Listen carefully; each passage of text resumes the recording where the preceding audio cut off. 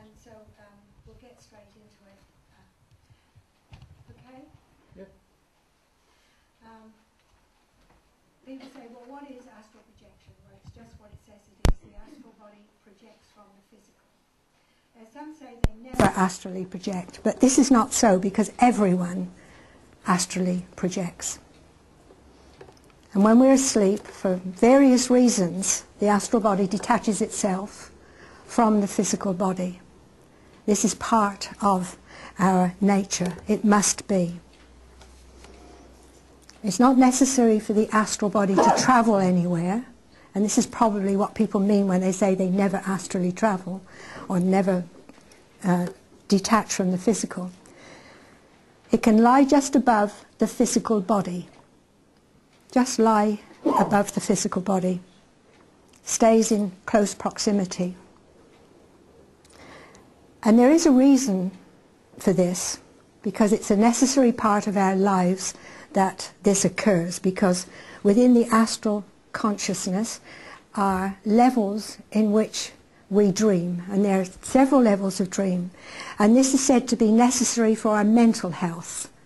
We dream for our mental health, that is to get rid of the repressed emotions and ideas that we have sent into our subconscious. And we have to get rid of these, and so we dream on certain levels to rid ourselves of these worries. Now, the highest level of dreaming, of course, is when the highest self is in communication with us, and I spoke of that in the last talk about the higher self knowing what this incarnation entails, and so it is able to tell us in dreams what is in front of us, or what we are doing wrong, or how we can best correct things. And it can even reveal future events. You can dream true, as it is said. Now, the etheric body doesn't leave the physical. It stays within the physical body, because this is necessary for our physical well-being, that this occurs, because within the etheric body we have the 7 spirit centers, or what are commonly called today chakra. Now, each of one of these centers is connected to an endocrine gland within the physical body. And while we sleep, these centers draw in cosmic forces which are present at that time. And the endocrine gland changes these energies into the chemicals needed to keep our vital organs healthy. So you see, man does not live on bread alone. You've heard that saying, haven't you? You know, it's cosmic energy also that we need. Now, there's many ways in which projection can occur. It can come through anesthetic, or when we faint, or it can be a forced projection. And it's not always pleasant, what we experience. This can also occur during accidents, when there is an immediate death, and the case of the one who has died doesn't realize that he is dead, because he's still alive, and his body, his astral body, is as solid to him in that level as the physical body was on this level. It's quite a physical, quite a solid body. And it is a duplicate of the physical body. Now, others in critical circumstances will say that they go through a tunnel, and at the end of which is a bright light, and they find themselves in a beautiful place with those they have loved who have passed before. And this has been termed the near-death experience. Now, everyone, as I said, without exception, experiences astral projection, but cannot always remember it. Now, this projection can be experienced either consciously or unconsciously, meaning we can be conscious of the actual astral leaving the physical, but unconsciously we are only aware of the body when it is outside of the physical body.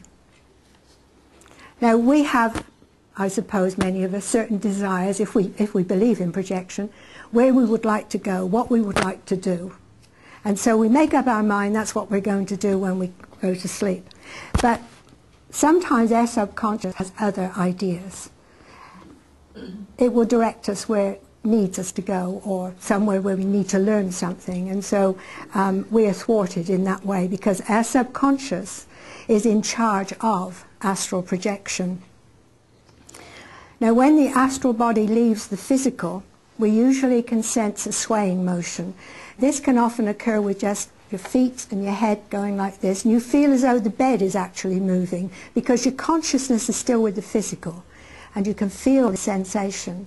Now, sometimes if you're going to experience it consciously, your body will rise gradually and then go to the end of the bed and stand up. But not too many experience this consciously. But if we're lying on our side, the body will exit from the side. However we are lying, so will the body exit. It can also go up through the crown chakra, which is like you're in a tube, and you can see the light above, and you're going up. The tube is actually the physical body. This is the physical body you feel. And that which is rising is the consciousness. It's a strange, strange feeling, but it's very interesting. Now, the astral cord is said to be connected at the base of the brain, or the medulla oblongata.